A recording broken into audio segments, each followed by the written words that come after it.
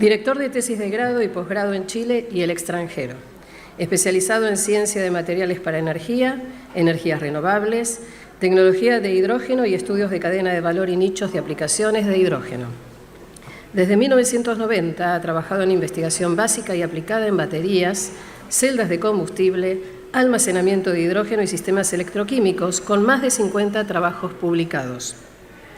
En los últimos 20 años se ha volcado a la difusión del hidrógeno, identificación de nichos viables de aplicación como puertos, minería, acuicultura y otras industrias. Como consultor, ha participado en el estudio de factibilidad de proyectos de exportación de hidrógeno a gran escala, desalinización, aplicaciones marítimas y cadenas de valor. Daniel Serafini nos hablará de buscando nichos de oportunidad en la economía del hidrógeno. ¿Hay lugar para todos? Buenos días, muchas gracias por la invitación y por la impresionante descripción de mi... No sabía que era tan bueno. Bueno, mi nombre es Daniel, yo soy egresado de aquí de la Universidad del Sur, nacido en Bahía Blanca, después de muchas vueltas volví a estudiar, después me di muchas otras vueltas y ahora vuelvo de vez en cuando, siempre es bueno visitar, ¿ya? Mi idea de esto de los nichos de oportunidad y el lugar para todos tiene un poco que ver con lo que se ha hecho, lo que se ha hablado en la charla anterior, por ejemplo, ¿ya? En donde cómo una transición energética es justa o injusta, o cómo una transición energética puede incluir a más personas y a más ámbitos de la sociedad y de los territorios, ¿ya?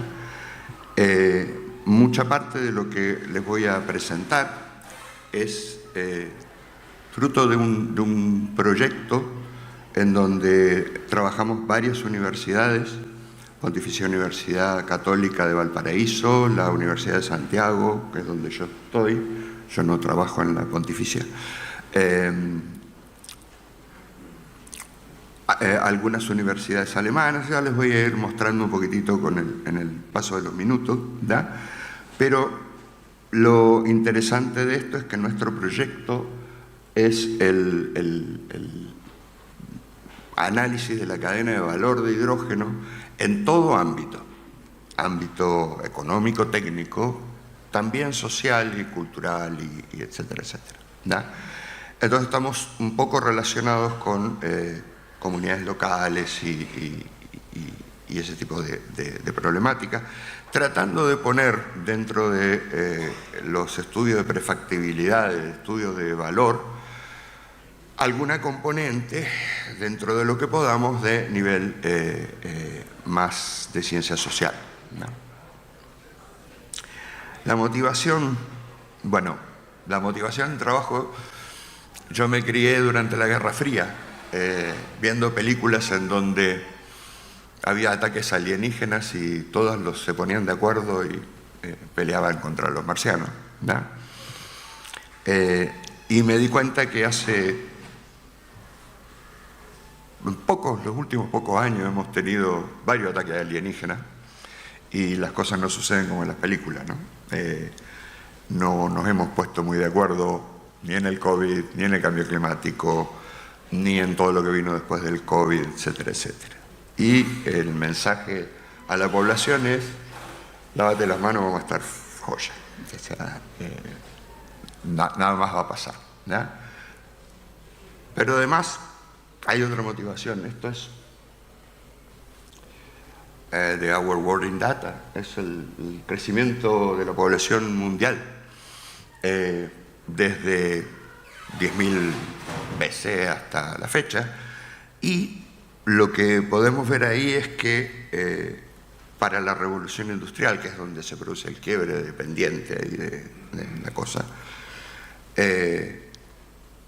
mal vivían o mal comían 800 millones de habitantes en el planeta, o menos, ¿no? Eso significa que cuando la gente cultivaba sus propios huertos, tenía sus propios animalitos, pequeño terrenito que el señor feudal les regalaba o les prestaba, vivían 900 millones de personas. Después hicimos un montón de cosas, hicimos la revolución industrial, trasladamos un montón de gente de los campos a la ciudad. Ahora las factorías telares y todo eso producían muchísimo más, pero había que darle de comer a gente que no estaba produciendo más en su huertito, qué sé yo, sino que estaba trabajando en la factoría. Aumentamos la productividad agrícola, aumentamos la logística, desarrollamos trenes, aviones, barcos, camiones, etcétera, etcétera, etcétera. Y hoy día somos más de 8.000 millones de personas. Volver al huerto y el animalito, y el gallinero, es el mayor genocidio de la historia que se pueden imaginar, ¿no? Es decir, desde el 900 millones para arriba hay que matarlos a todos. Están sobrando, ¿verdad? Entonces, el desafío también es, bueno, busquemos dentro de esta problemática que tenemos de contaminación, de cambio climático, de geopolítica, de la manera de cómo llegar a no tener que ser un genocida para arreglar el problema, ¿no? Además de eso, estos cambios tipo cambio climático o algunas cosas que se explican con mucho más simplicidad, como por ejemplo estupidez humana, ¿no?, nos traen un montón de problemas que nos hacen ver lo frágiles que somos.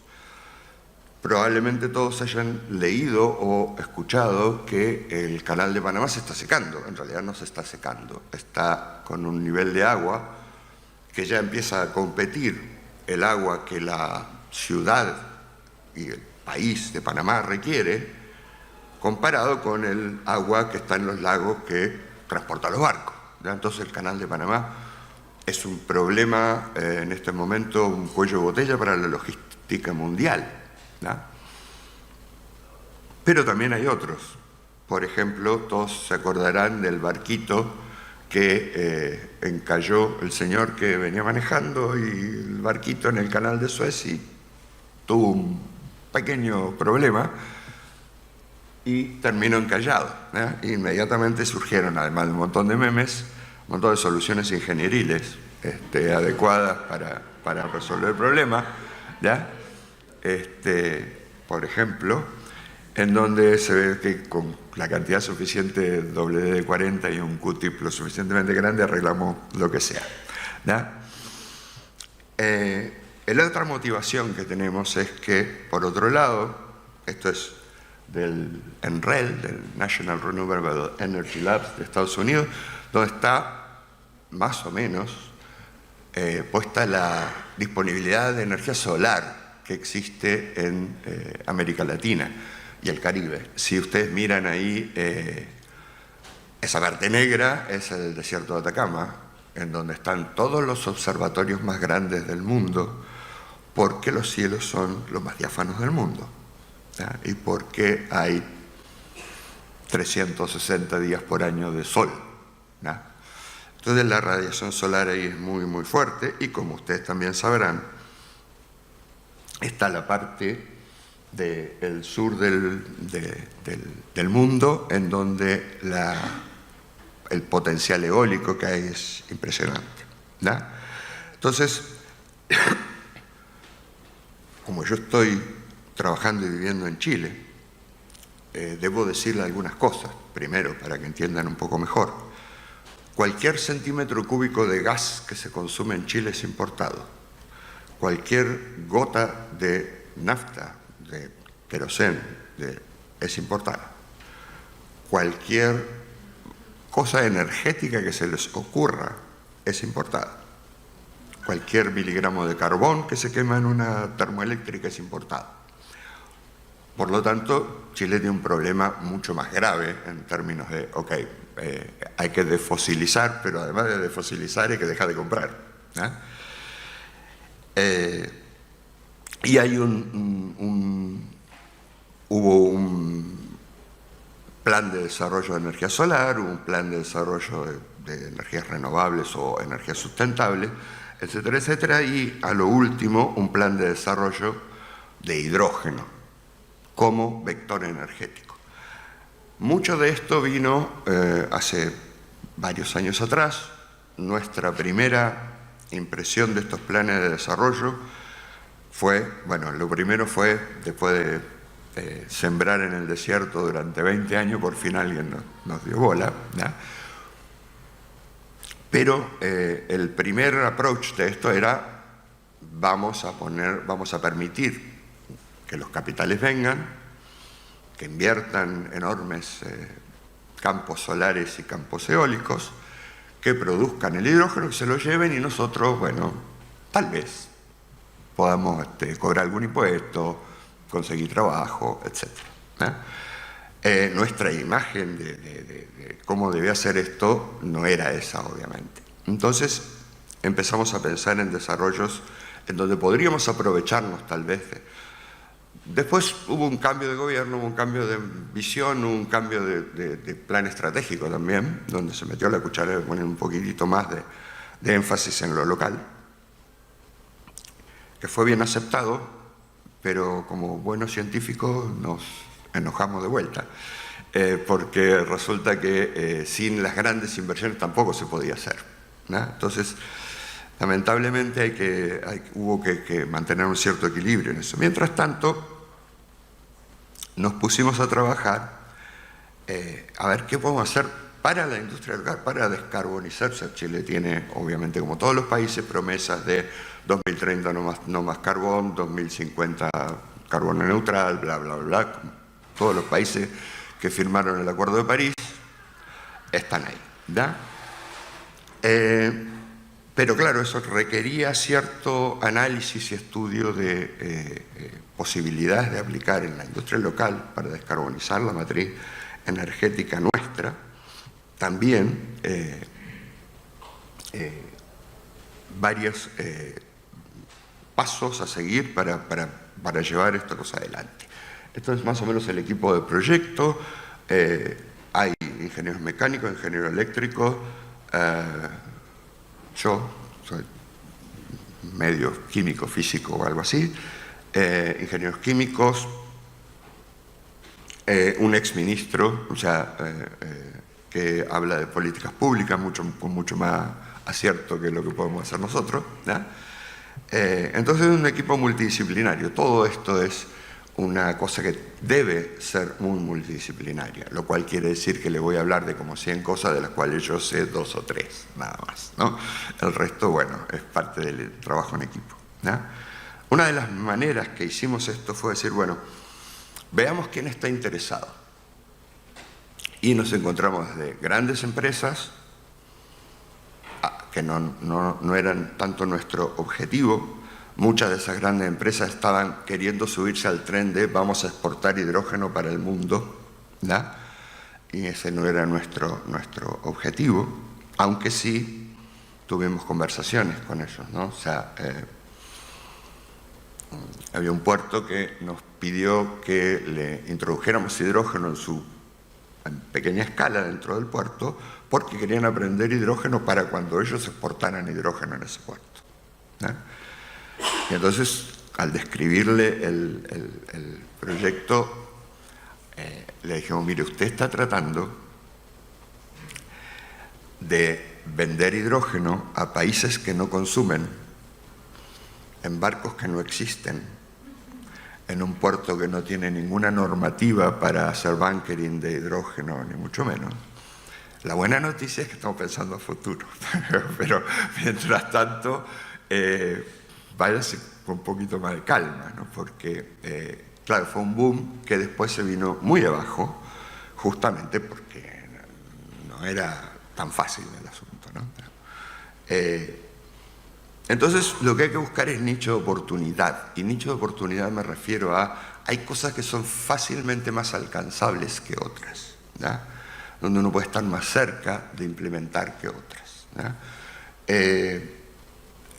Como dice una colega y amiga, men and their cars, los hombres y sus autos.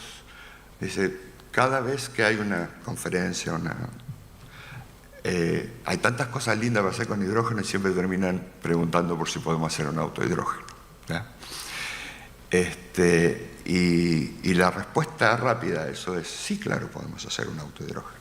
Pero esa no es la pregunta correcta. La pregunta correcta es, ¿vamos a hacer un auto de hidrógeno y vamos a competir con Mercedes, Toyota, los norteamericanos, los chinos? Esa es la pregunta correcta. Y la respuesta no necesariamente es no, ¿ah?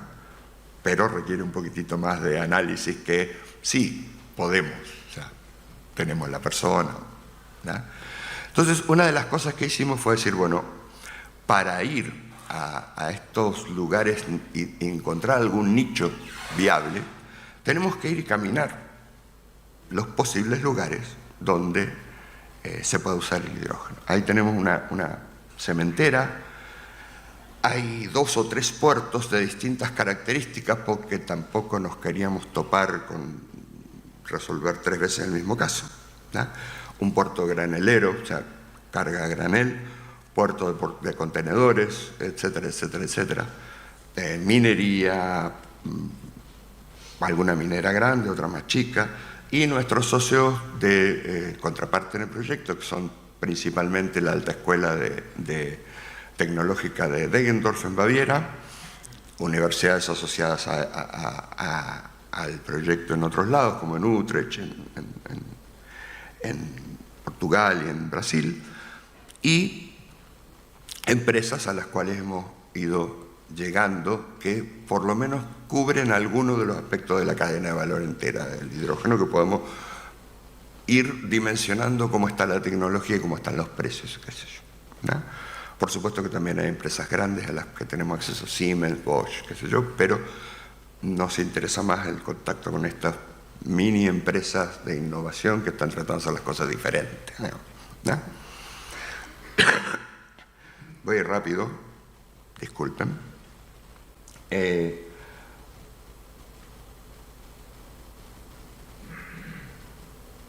asunto es que nosotros queremos hacer una metodología de análisis para cada caso particular, o sea, mejor dicho, una metodología que sirva para muchos casos particulares y que podamos hacer versátil el intercambio entre casos y la problemática de cada puerto en particular, o la problemática de cada industria en particular, o el caso del bunkering en algunos puertos, etcétera, etcétera, ¿no? Por supuesto, entrenamiento de capital humano que extendimos a todas las empresas que accedieron a trabajar con nosotros. Firmamos un NDA, no podemos usar sus datos para publicar, etcétera, etcétera, obvio. Dentro de esos datos está para la competencia cuánto consumen y cuán eficientes son, y para los fiscalizadores cuánto emiten. Por lo tanto, esos son datos que no quieren que se conozcan mucho, ¿no?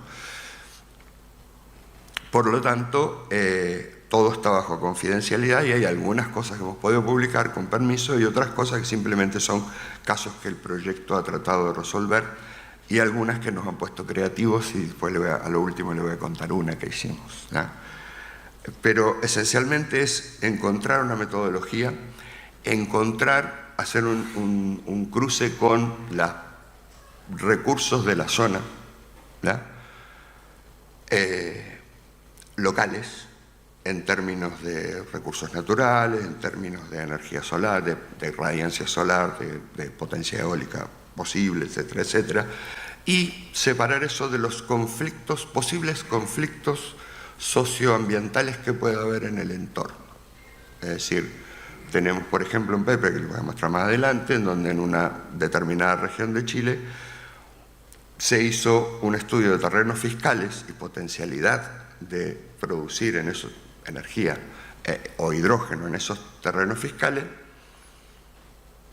pero considerando que cuáles eran los que eran sitios arqueológicos, cuáles eran los que eran sitios indígenas, cuáles eran sitios históricos, etcétera, etcétera, eliminando, haciendo un peinado un poquitito más exhaustivo que, sí, acá tenemos 10 kilowatts por metro cuadrado y punto, ¿no?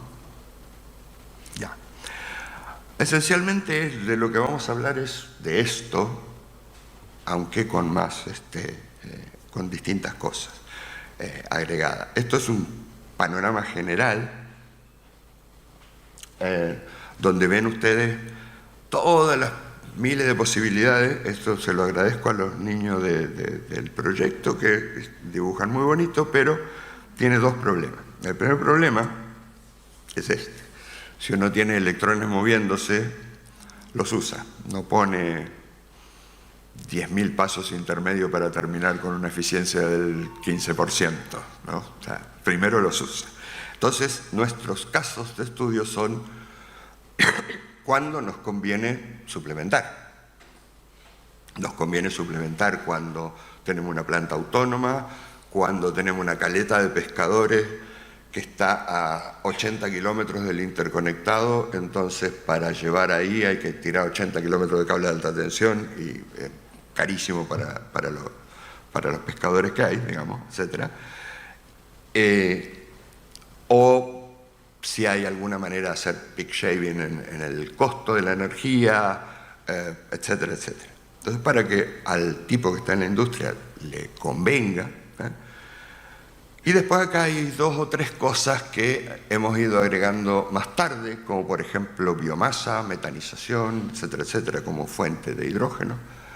Captura de carbono. Ustedes saben que en Chile hubo un pequeño auge de exportación de e-fuels por un proyecto de Porsche en la región de Magallanes, cerca de Punta Arenas, donde produce combustibles sintéticos basados en hidrógeno, que se obtiene de una turbina eólica de 3 megas que hay ahí, una escala piloto, y que originalmente iba a capturar el CO2 del DAC, ¿no?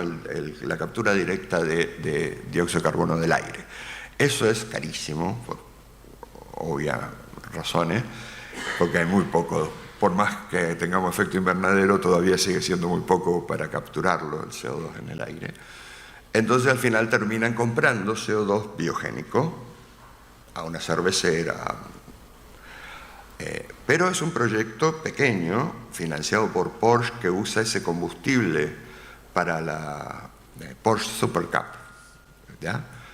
Greenwashing, marketing, está todo perfecto, pero claro, se producen 50.000 litros de nafta y fuel por año, ¿ya? Si uno quiere realmente influir en eso, primero es una gran cantidad de captura de dióxido de carbono. Yo voy a tomar toda la cerveza que pueda, les juro, para contribuir a la generación de CO2 biogénico, pero igual es mucha cerveza, ¿no? O sea, no cierran muy bien los números, ¿ya? Cada uno de estos pasos es un proceso que los ingenieros químicos van a decir Aspen Plus, y seguramente se puede modelar y mejorar y optimizar. Un electroquímico va a ver que un pedacito del electrodo, de uno de los electrodos de todos los sistemas electroquímicos que hay ahí, es un universo. Un eléctrico va a decir que eso es una caja negra donde entran electrones al hidrógeno, ¿ya? Pero la red que yo tengo como un cablecito, bueno, no, eso es una cosa que hay que mantener la frecuencia, el voltaje, ¿eh? Entonces es una cosa muy complicada, ¿eh? Bueno, cada uno de ellos... ¡Oh! No, ¿en serio? Bueno, a correr, señores. Metodología. Cruzar colección de datos, mirar el problema en cada empresa, a donde fuimos. Generar mapas georreferenciados con Ninja, con algunos de los cosas abiertas o cerradas que dan información de irradiancia, etcétera, etcétera, en cada paso. Cruzar esos datos con bienes nacionales, con el Ministerio de Medio Ambiente, con el Ministerio de Asuntos Indígenas, con todos los ministerios, ¿eh? Para separar la paja del trigo. Y, por último, optimizar en algunos aspectos como Calliope, pero los colegas le dicen Calliope. En Calliope o algunas de estas cosas de open source, de programas en Python y qué sé yo, que nos permitan hacer cosas, optimizar el costo final de la cosa. No tan al fondo como Aspen Plus, sino de cada proceso, sino la cadena multidimensional, ¿no? Rápido, muchos casos de estudio, muchos casos de estudio, y al final con 4 indicadores que usamos como para parametrizar, ¿no? El costo nivelado de la electricidad, el porcentaje de input de la red que uno tiene, o el renovable, cuánto es el grado de satisfacción de la demanda total que uno piensa cubrir, y el costo nivelado de hidrógeno. Y ahí sí me voy a parar, porque el costo nivelado de hidrógeno habitualmente lo calculan como algo que tiene que ver con cuánto sale un electrolizador, cuánto sale la electricidad para alimentar el electrolizador, cuánto sale el terreno, la hora hombre, etcétera, etcétera, pero más que nada esas dos cosas, ¿ya?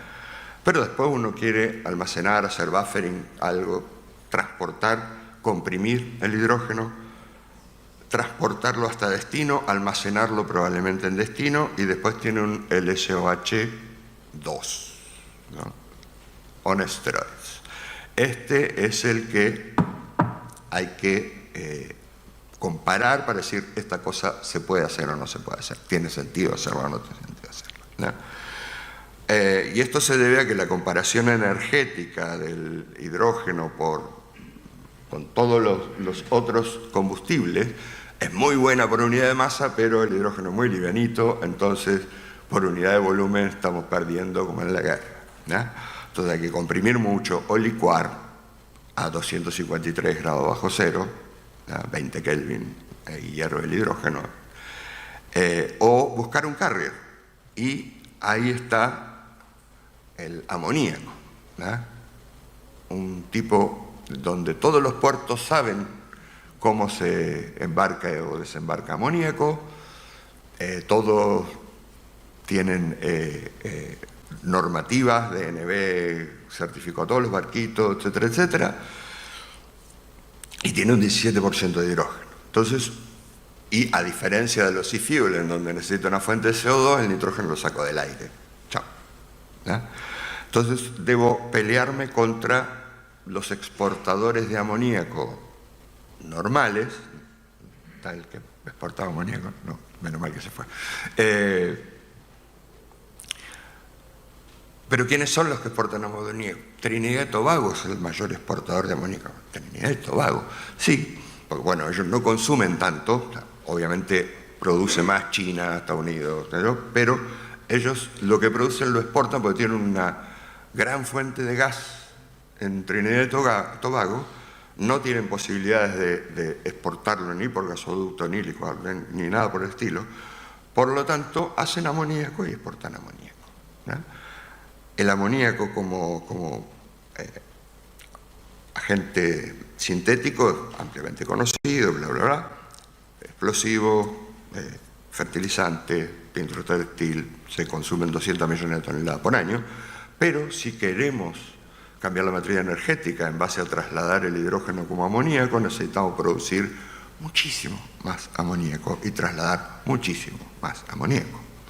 Entonces, lo cual implica otros problemas, sin contar que es un gas de efecto invernadero, ¿no?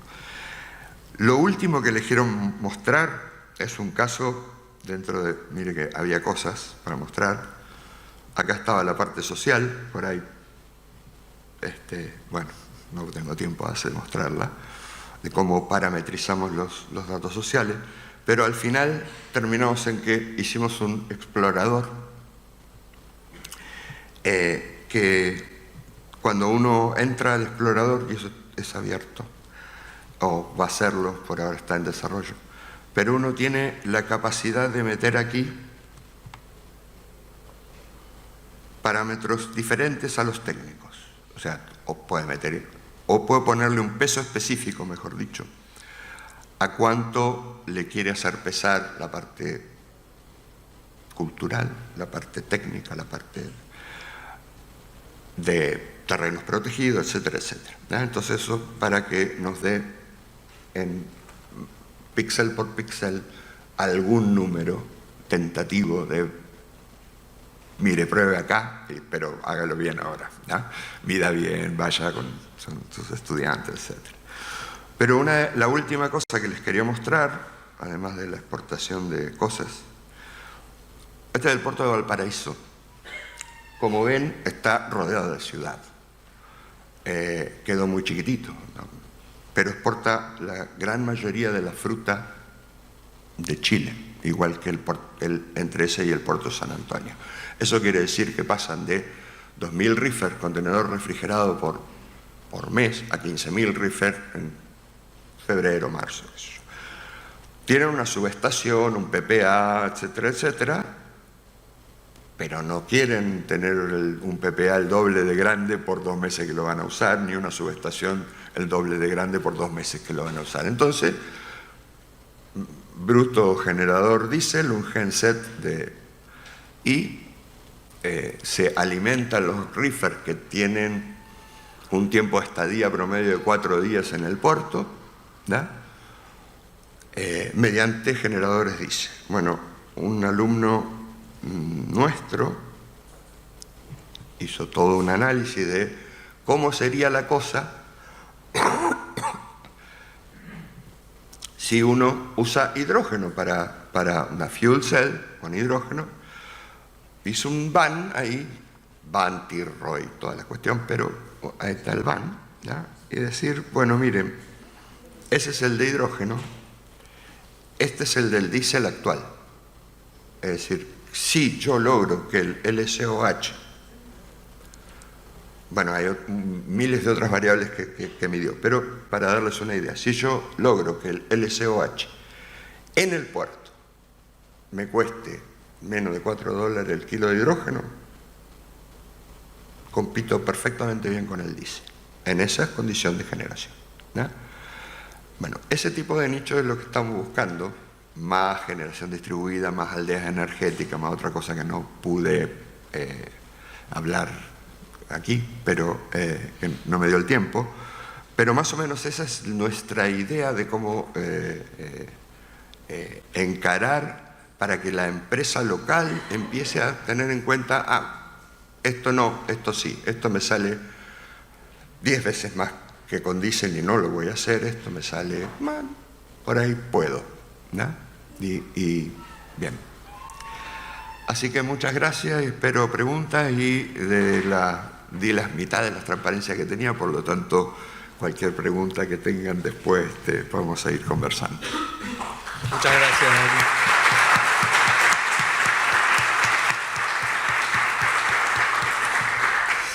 Muchas gracias, Daniel, por tu exposición, muy clara, ilustrativa ciertamente, de una región con la que no estamos familiarizados en el cotidiano, así que nos abre ciertamente el panorama. Para el auditorio, preguntas, comentarios que surjan a partir, o que han surgido a partir de la exposición. Daniel también permanece va a acompañar el resto de los días del Congreso, de modo tal que las que no haya ahora, por cierto, se pueden formular más adelante.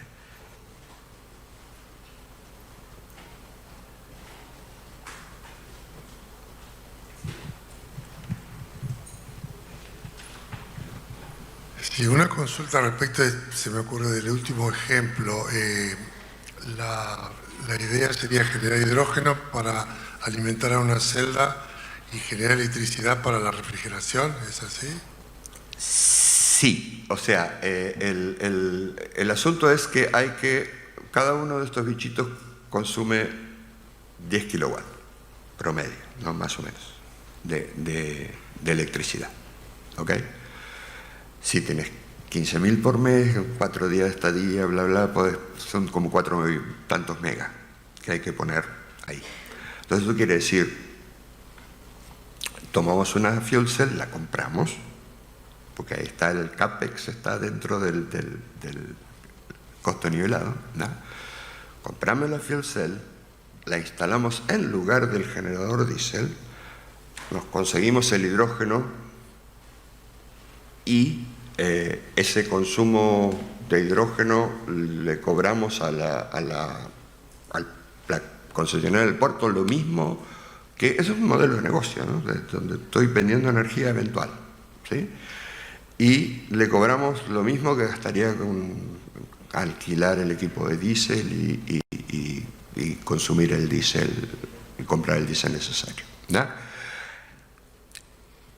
Segunda etapa es si tenés lugar, si tenés recursos, si querés poner 3 molinos o 10 hectáreas de paneles solares, dependiendo de cómo te venga bien en la zona en la que estás, y podés producir tu propio hidrógeno, bien. Si a eso iba dirigida la pregunta, que en este proyecto de escala pequeña parecería ser que la cuestión del almacenamiento asociado a la intermitencia, a la generación, sería más abordable, ¿no?, que en un proceso a escala grande. Claro, o sea, a ver, en Chile había 2 sistemas eléctricos. Uno que era del norte grande, que está toda la minería y qué sé yo, y otro del centro-sur, ¿no? Y ahora hicieron un sistema interconectado. En la parte solar, digamos, por excelencia, en la parte del desierto de Atacama, hicieron una infinidad de granjas solares.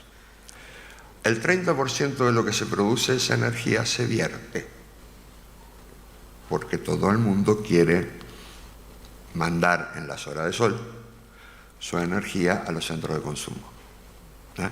Y el cable de velador para hacértelo claro, ¿no?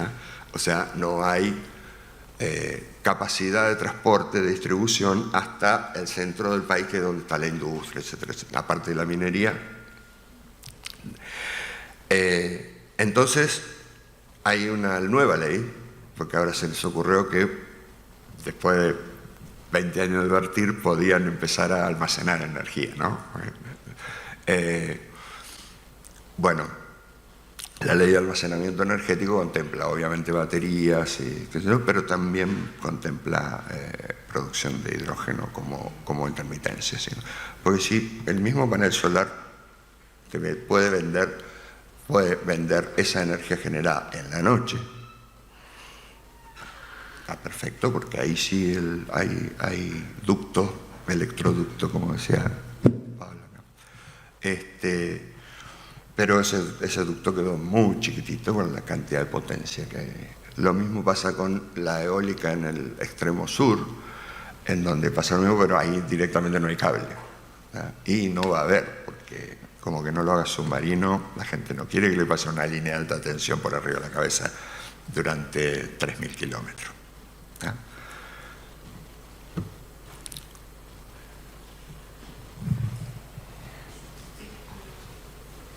Bueno, Daniel, muchísimas gracias y otra vez bienvenido a nuestro medio, a nuestro congreso, a nuestro país.